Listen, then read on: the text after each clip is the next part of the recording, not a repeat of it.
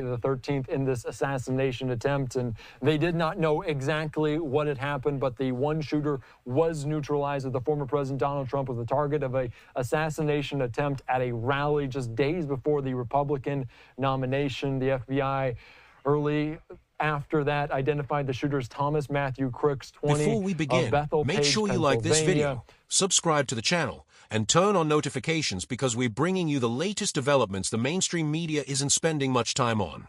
Breaking, new bodycam footage raises fresh questions about the attempted assassination of President Donald Trump. Senator Chuck Grassley has released newly obtained body camera footage from the chaotic moments immediately after the July 13th assassination attempt in Butler, Pennsylvania. According to Grassley, the footage provides more information than has previously been shared publicly and underscores his call for greater transparency and accountability regarding the security failures that day. The video captures first responders and law enforcement trying to piece together what had happened in real time, discussing suspicious activity, photographs taken before the shooting, and unanswered questions that continue to surround one of the most shocking attacks on a presidential candidate in modern American history. Let's break down what this newly released footage actually shows. On that bike? We don't know. We don't know. So I we're don't just know. treating that as suspicious device. Correct. One second. I believe the sniper that seen these and sent the pictures is right inside this building. Michelle, is Greg in there?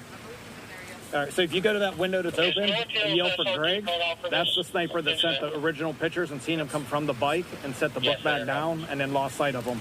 Okay. He's the one that sent the pictures out. I don't know if you got the same ones I did. I think I did, yeah. He's like, got Newly released body camera footage obtained by Senator Chuck Grassley shows the immediate aftermath of the July 13th, 2024 assassination attempt against President Donald Trump in Butler, Pennsylvania. In this video, we examine what officers discussed in real time, what the footage reveals, and why lawmakers continue calling for greater transparency about the security failures surrounding the attack. If you enjoy political news, congressional investigations, and breaking developments, be sure to like, subscribe, and share this video. This is the guy Yes, that they sent yes, Beaver County sniper seen and sent the pictures out. This is him. Okay, all right. Rifle right there, obviously. Got it. So the bike in the back, is he on that bike? We don't know. We don't know. So I we're don't just know. treating that as suspicious device. Correct. One second. I believe the sniper that seen these and sent the pictures is right inside this building. Michelle, is Greg in there?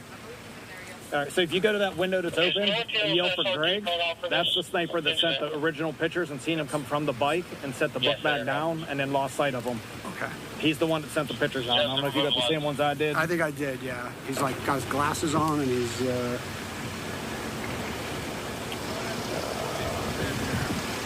So we had the picture of that. I got that Okay, picture. and then this is his bike with the stuff. And our sniper seen him walking away from that, I believe. Okay. But he would be right inside that window. He's the one that physically seen this, sent the pictures, and called it out. Okay, so and we have somebody detained, correct? There That were I don't two know. people detained on this side. All right. Our guy that was just up here told me that there's a guy detained who's the owner of the bike. And I said, no, I think that's the owner of the bike. Yeah, basically, when I got up We've been up here, so we wouldn't know that information. We just hauled ass. We got every day. Got it. We hopped up No. over it. Yeah, that's no problem. Is that all your stuff? That was one of our Yeah, so someone came up looking to treat him and this record. Yes. Copy. Gas is off to the building, just so you know. Thank you. PSP had some. Yeah, they do. I talked to the guy. They were those people detained were filming. Maybe they were involved. Maybe they weren't. Other than that, I haven't heard anybody. Well, I think it's the guys that saw them filming were like, oh, they were filming us, and then filming the guy up on the roof, and then filming us, and then when shots started firing, they like tried to run away. It was like, isn't that what everybody would do that has a phone? You know, I'm not saying they weren't involved. But you know what I mean? Like that. It's up in the air right now, right? Right. So I got no problem detaining them. But again, I'm just trying to detain those guys, find out what they know, who they are, whatever. I'm trying to get clear information to relay back to DC. Souls in the water tower. We have one shooter deceased. I think we have 3 victims in the crowd. Is that, did you guys hear that too? That I'm not sure. So I heard 1 deceased, 2 life flighted.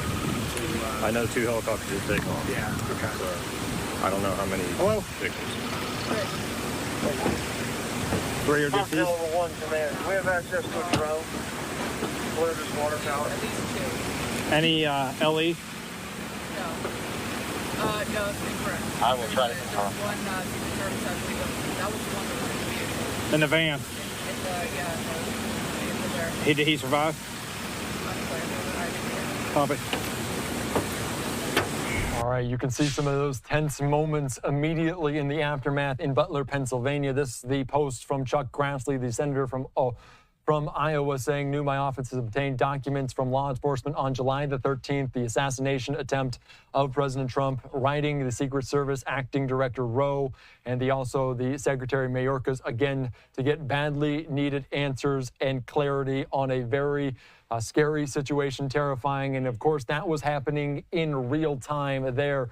Of course, this was what transpired on July the 13th in this assassination attempt. And they did not know exactly what had happened, but the one shooter was neutralized. The former President Donald Trump was the target of an assassination attempt at a rally just days before the Republican nomination. The FBI early after that identified the shooter as Thomas Matthew Crooks, 20, of Bethel-Page, Pennsylvania.